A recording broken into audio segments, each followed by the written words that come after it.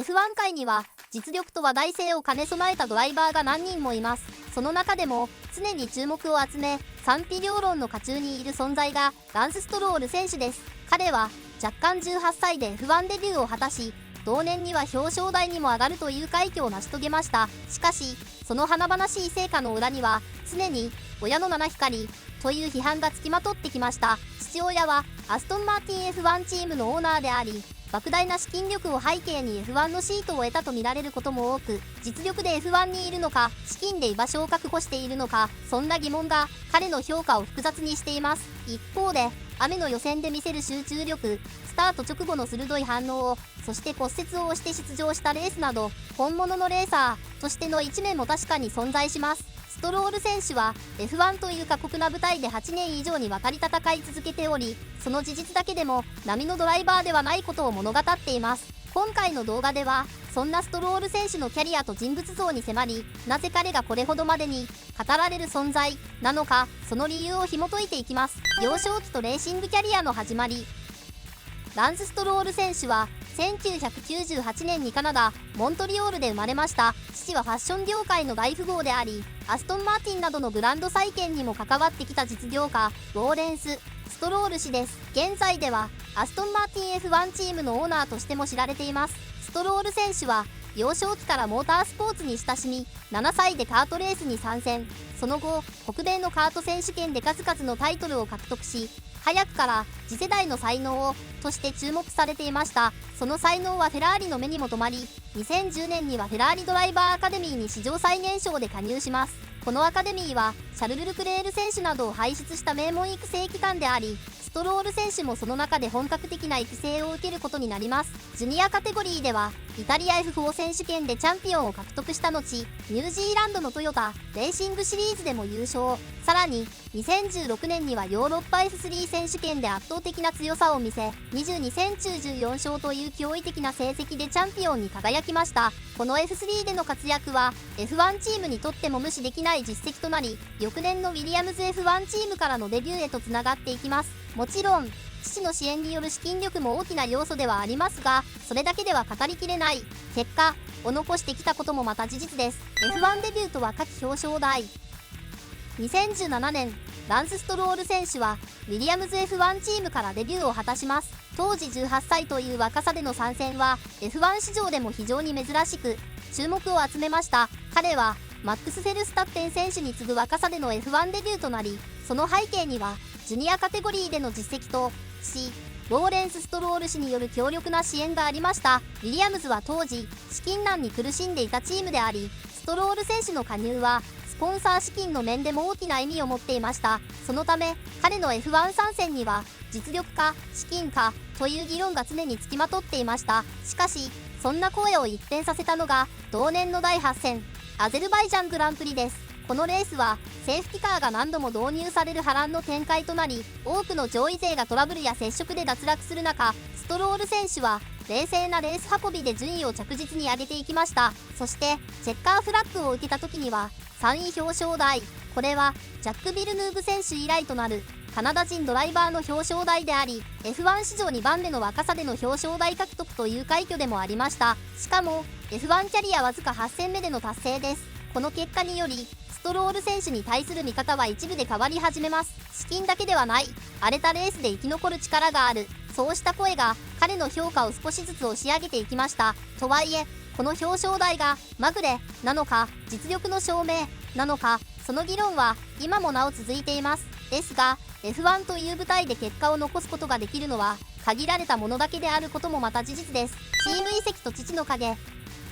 2019年ランス・ストロール選手はレーシングポイントフォースインディアへ移籍します。この移籍は父ウォーレンス・ストロール氏が経営難に陥っていたフォースインディアを買収し、新たにレーシングポイントとして再建したことに伴うものでした。そして2021年にはチームはアストンマーティン F1 チームとしてブランドを一新。ウォーレンス氏はアストンマーティンの筆頭株主となり、 F1 チームのオーナーとしての影響力をさらに強めました。この親子チームという構図は F1 史上でも極めて珍しく、ファンやメディアの間で大きな話題となりました。実力でシートを得たのか、父の支援がなければ F1 に残れたか、こうした疑問はストロール選手のキャリアに常につきまとっています。特にチームメイトがセバスチャン・ベッテル選手やフェルナンド・アロンソ選手といったワールドチャンピオンであることから比較される機会も多く、成績差が議論を呼ぶ要因となっています。一方で F1 という世界は資金力が重要な要素であり、チームの存続や競争力の維持には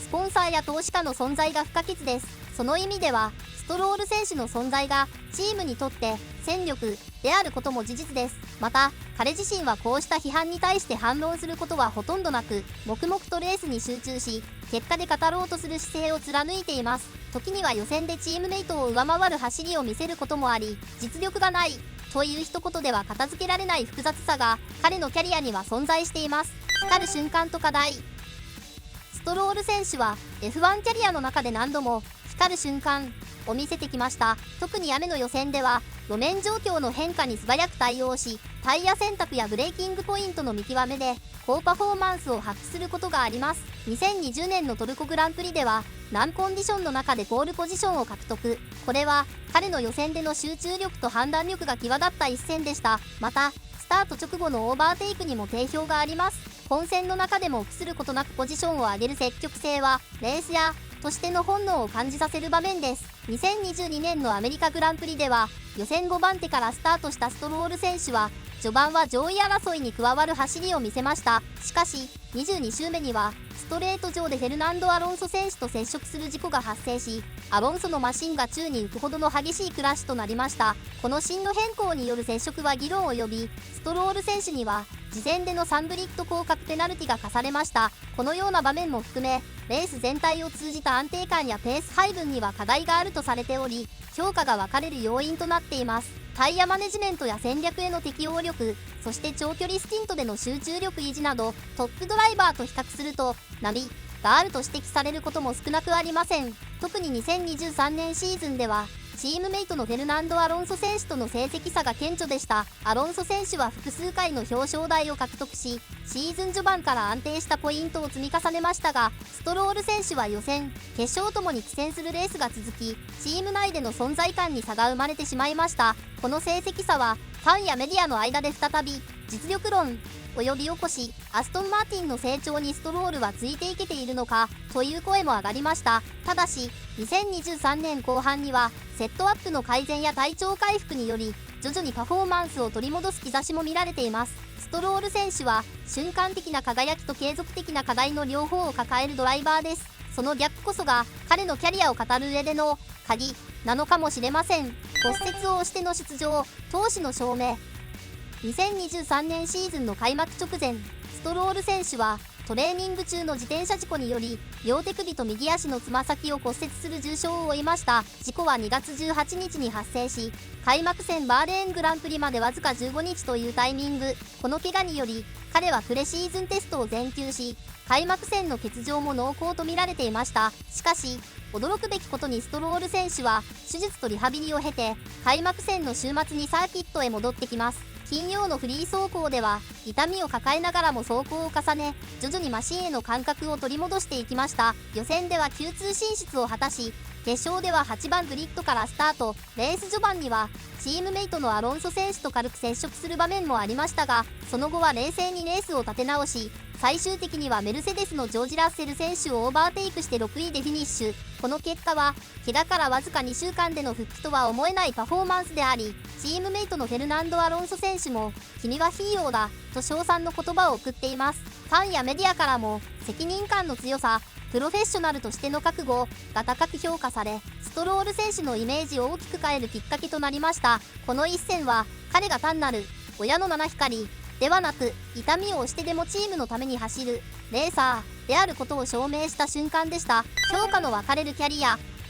ランス・ストロール選手の F1 キャリアはデビュー当初から常に評価が分かれるものでした。その最大の理由は彼が資金力に恵まれた環境で育ち、父ウォーレンス・ストロール氏の支援によって F1 のシートを得たという事実です。F1 は莫大な予算が必要なスポーツであり、ドライバーの実力だけでなくスポンサーや資金の後ろ盾が重要な要素となります。ストロール選手はその点で他のドライバーとは異なる特権的な立場にあると見られがちです。一方で彼は F1 という世界最高峰の舞台で8シーズン以上にわたり戦い続けています。これは単なる資金枠のドライバーでは到底なし得ない継続性です。F1 は結果が全ての世界であり、どれほどの支援があってもパフォーマンスが伴わなければシートを維持することはできません。ストロール選手は時に表彰台を獲得し、時に予選でチームメイトを上回る走りを見せてきました。その一方で安定感やレースペースに課題を抱え、トップドライバーとの比較では苦戦する場面も多くあります。この実力と疑念のギャップこそが彼を F1 ファンの間で議論の的にしてきた理由です。本当に速いのか、父のチームだから残れているのでは、そうした声が絶えない中でも彼は黙々とレースに臨み、時折その疑念を打ち破るような走りを見せてきました。 F1 において消耗品と呼ばれるドライバーは数多くいます。数シーズンで姿を消す者もいれば、結果を残せずに契約を失う者もいます。そんな中でストロール選手が8年以上も F1 に居続けているという事実は、彼が消耗品ではなく継続的に戦える力を持っていることの証明でもあります。これからのストロール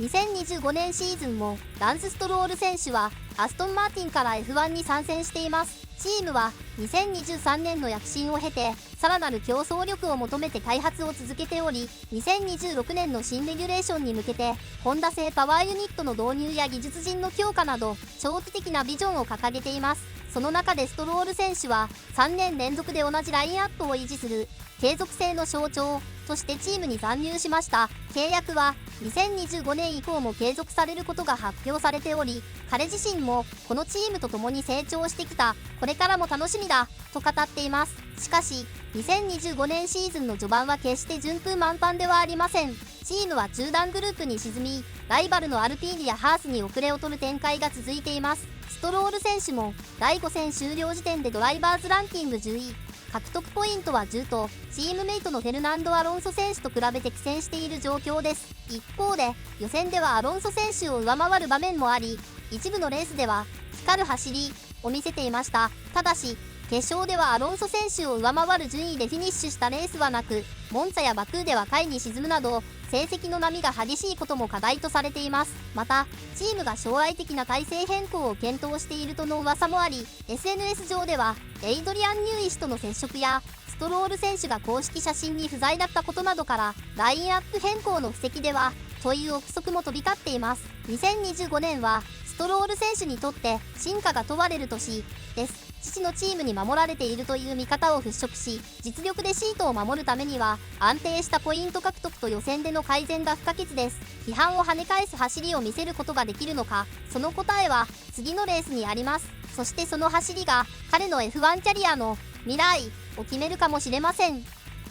ランス・ストロール選手、彼は F1 の中で最も語られるドライバーの一人です。その理由は単なる実力だけでは語りきれない複雑な背景にあります。若くして F1 にデビューし表彰台を獲得した実績、父がチームオーナーという得意な立場、資金力に支えられた環境と時折見せる本物の走り、そして骨折を押してでも出場したレースに象徴される闘志、彼のキャリアは常に実力と疑念の狭間にあり、ファンの間で賛否が分かれる存在であり続けています。ですが彼が F1 に居続けているという事実こそが彼の答えなのかもしれません。 F1 は結果が全ての世界です。どれほどの支援があっても走りが伴わなければ生き残ることはできません。そんな中で8年以上にわたりグリッドに立ち続けているということ、それは彼が語られるに値する存在であることの証でもあります。ストロール選手は決して多くを語るタイプではありません。批判にも反論せず静かに走り続ける、その姿勢こそが彼の答え方なのかもしれません。これからも彼は批判と期待の狭間を走り続けるでしょう。そしてその走りが次のレースでどんな物語を生むのか、私たちは見届けるだけです。ご視聴ありがとうございました。チャンネル登録といいねボタン、そして解説してほしいテーマがあったらコメント欄に書き込んでください。動画で取り上げて解説していきます。